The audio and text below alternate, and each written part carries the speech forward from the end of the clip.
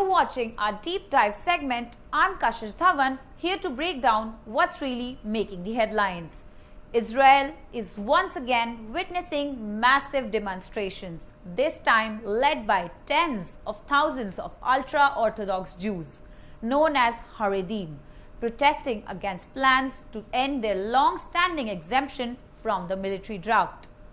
For decades, most Haredi men studying in religious seminaries or yeshivas have been allowed to defer or completely avoid army service. But as Israel continues fighting wars in Gaza and Lebanon, with hundreds of soldiers being killed since the Hamas-led attacks of October 7, 2023, public anger has intensified. Many Israelis argue the burden of national defense must be shared equally. On October 30th, that anger and resistance spilled dramatically onto the streets. A massive ultra-Orthodox rally in Jerusalem drew an estimated 2 lakh people, shutting down the city's main Route 1 highway entrance. Packed crowds of mostly men filled the streets, some climbing onto rooftops, gas stations, and even cranes to get a view of the leading rabbis. The event, called the March of the Million, was described as a prayer vigil, but it was clearly a powerful statement against forced military service. Tragedy struck during the demonstration when a 15-year-old boy fell to his death from a building under construction. Israel's ambulance service confirmed his death, and police said the investigation is underway.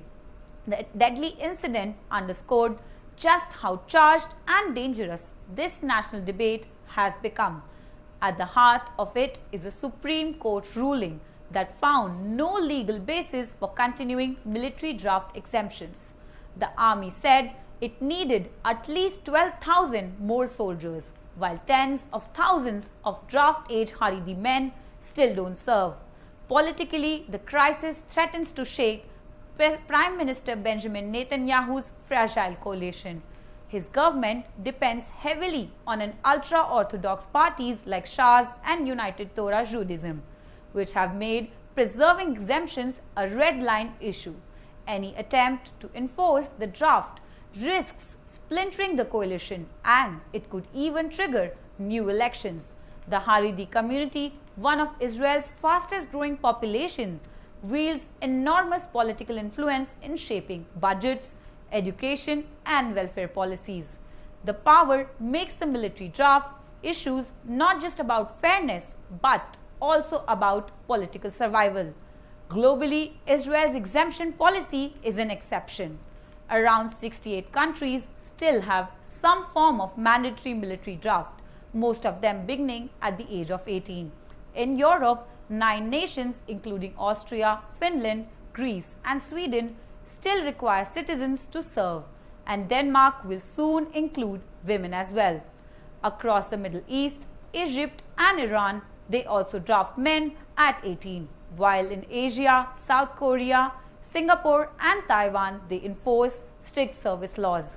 So, while most nations expect their young citizens to serve when they turn 18, Israel's debate centers on who must serve and who can remain exempt. And that question, balancing faith and fairness, now sits at the heart of Israel's political and moral crossroads.